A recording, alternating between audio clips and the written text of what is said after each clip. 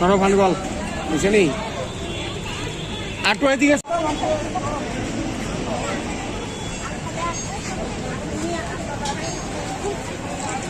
Candidates মাত্র 1000-1500 হবে qualify করা, সেখানে অর্থ দপ্তর সেখানে আমাদেরকে নিতে কোনো আপত্তি নেই।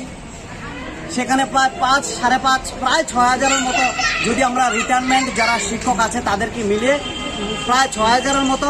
উনি যদি ব্যক্তিগতভাবে 6000 পোস্ট থেকে কমসে কম 1/3 পোস্টের জন্য অর্থ দপ্তরের কাছে চাইতেন। অর্থ দপ্তরের মন্ত্রীর কাছে আমরা বারবার গিয়েছি, ওনার বক্তব্য একটাই, আমাকে যা চাওয়া হয় এখনও যা চাইবে আমি দিয়ে দেবো, আমার কোনো আপত্তি নেই। তাইলে আমাদের কেন এত বিভ্রান্তি করা হচ্ছে? কেন অল্প কয়েকটা নামমাত্র ফর্মালিটি পোস্ট দিয়ে পরীক্ষা নেওয়ার মাধ্যমে উনি বেঁচে যাচ্ছেন, আর হাজার হাজার সন্তান সন্ততি যাদের মা বাবা এত খেটে কষ্টে বাসাতে কাজ করে, শ্রমের কাজ করে, রেগার কাজ করে যারা বিএড ডিগ্রি করিয়েছেন, লোন নিয়ে বিএড, আমাদের কি অপরাধ? আজকে আমাদের যখন আমরা ইএম স্যারের বাড়ির সামনে আসি দেখা করার জন্য, আমাদেরকে পুলিশ লেলিয়ে দিয়ে কেন আমাদেরকে অ্যারেস্ট করা হচ্ছে? আমাদের কি অপরাধ? আমরা শিক্ষা অর্জন করাটা কি অপরাধ? উনাকে আমরা বলছি, কাকুতির মিনতি করছি। আপনারা দেখেছেন বিগত সময়ে আমরা 1.5 থেকে 2 মাস উনার পায়ে পড়ার বাকি ছিল, পায়ে পড়েছে, অনেক ভাই বোন পায়ে পড়েছে, কিন্তু উনার কর্ণপাত হচ্ছে না। উনি যদি মন্ত্রী হইতে কোনো এক্সাম দিতে লাগতো তাইলে বুঝতে হলে যে এক্সাম দেওয়াটা কত কষ্ট। উনি তো আমাদের ভোটে নেতা হয়ে যান, মন্ত্রী হয়ে যান। আমাদের কি অপরাধ? আজকে আমরা শিক্ষিত হয়েছি, আমরা কি ভিক্ষুকের বেশি রাস্তায় পড়ে থাকার জন্য? আজকে আমাদের কি অপরাধ?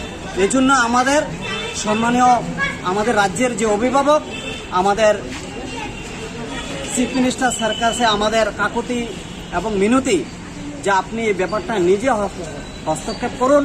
দেখুন আমাদের এই যে পরিবারগুলো অসহায়, অনেক ট্রাইবেল ভাই বোন আছে, ওই দিন স্যারের বাড়ির সামনে কেঁদে দিয়েছেন। লোনের যে নোটিশ আসছে ব্যাংক থেকে, ইনস্টলমেন্ট দিতে পারছেন না, এগুলি কার অপরাধ? ওই সময় তো বেকার যুবক যুবতীদের হাজার হাজার শূন্যপদ খালি চাকরি দিবে বলেছেন বলে আজকে এই ছেলেমেয়েরা বিএড ডিগ্রি করেছে, তাদের কি অপরাধটা কোথায়? আপনারা যে পুলিশ লেলিয়ে দিয়ে আমাদেরকে ধরে নিয়ে যাচ্ছেন, 1-1.5 ঘন্টা পরে ছেড়ে দিচ্ছেন, এটা তো সমাধান নয়। আমরা দেখেছি এই রাজ্যের সরকার রাজ্যটাকে উন্নত করার জন্য এবং শিক্ষা ব্যবস্থাকে উন্নত করার জন্য বহুতভাবে প্রয়াস নিয়েছেন। যে টেটের ক্ষেত্রে, পার্টিকুলারলি টেট 1 to 8-এর যে শিক্ষক শিক্ষিকাদের নিয়োগের জন্য কি করে স্যারের জন্য রিল্যাক্সেশন টেট নিয়েছিলেন, সেখানে বয়স উত্তীর্ণদের জন্য নিয়োগের ব্যবস্থা করেছিলেন। এমনকি কিছুদিন আগে যে 2021 সনে যে টেট এক্সাম হয়েছিল, অর্থাৎ 1ম থেকে 8ম শ্রেণীর শিক্ষক শিক্ষিকা নিয়োগের জন্য সবাইকে নিয়োগের জন্য ব্যবস্থা করেছেন।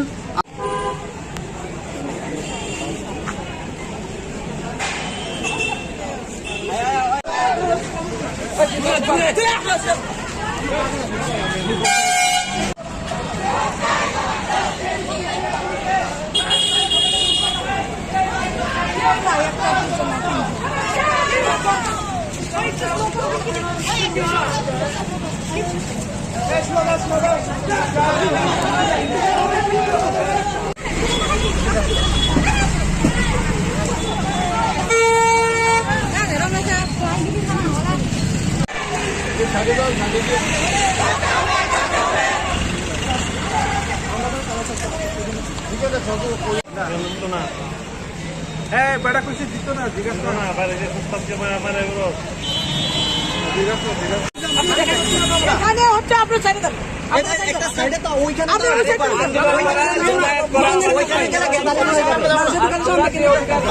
আজকে এসটিজিটি কোয়ালিফাইড 2022 যারা ক্যান্ডিডেট ছিলাম, যারা কাট অফ কোয়ালিফাই করেছে, তারা আমরা বিগত সময় আপনারা দেখেছেন, আমরা আপনাদেরকেও বারবার বিরক্তি করছি, আমাদের সম্মানীয় ইএম স্যারকে বিরক্তি করছি, আমাদের ডেপুটি সিএম তথা আমাদের রাজ্যের অর্থ দপ্তরের মন্ত্রী জিষ্ণু স্যারকেও আমরা বিরক্তি করছি।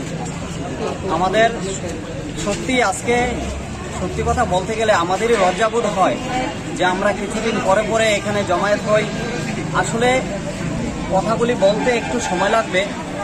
তো কথাগুলি হলো যে আমাদের যে সম্মানীয় শিক্ষামন্ত্রী আমাদের সম্মানীয় মন্ত্রী 14,000 চাকরির ব্যাপারে সাফাই গান গেয়েছিলেন যে এখন আমি এই মুহূর্তে 14,000-এর চাকরি দিতে পারি, কেউ নেওয়ার আছে নেই, এরকম হাত নাড়িয়ে নাড়িয়ে আমাদেরকে উৎসাহিত করেছিল।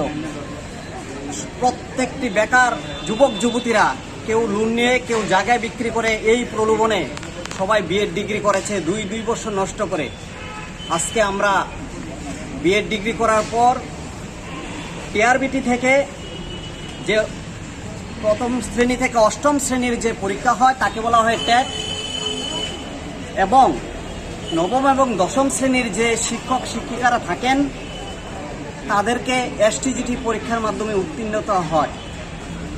এই এসটিজিটি এবং টেট দুটোটা এক্সামই কন্ডাক্ট করে টিআরবিটি।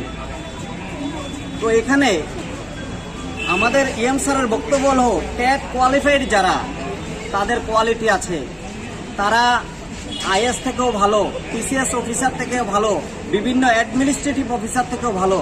তাহলে আমাদের প্রশ্ন হলো যে এখানে টেটের কোশ্চেনটা কে করলো, এসটিজিটির কোশ্চেনটা কে করলো, বা পিজিটির কোশ্চেনটা কে করে? সাধারণত আপনারা জানেন যে টিআরবিটি একটা বোর্ড আছে, ওই তারাই করে। তো এখানে টেট এবং এসটিজিটি ডিফারেন্সটা উনি কোথায় দেখছেন? আমাদের এক্সামটা যেরকমভাবে টিআরবিটি নিচ্ছেন, টেটের এক্সামটাও টিআরবিটি নিচ্ছেন।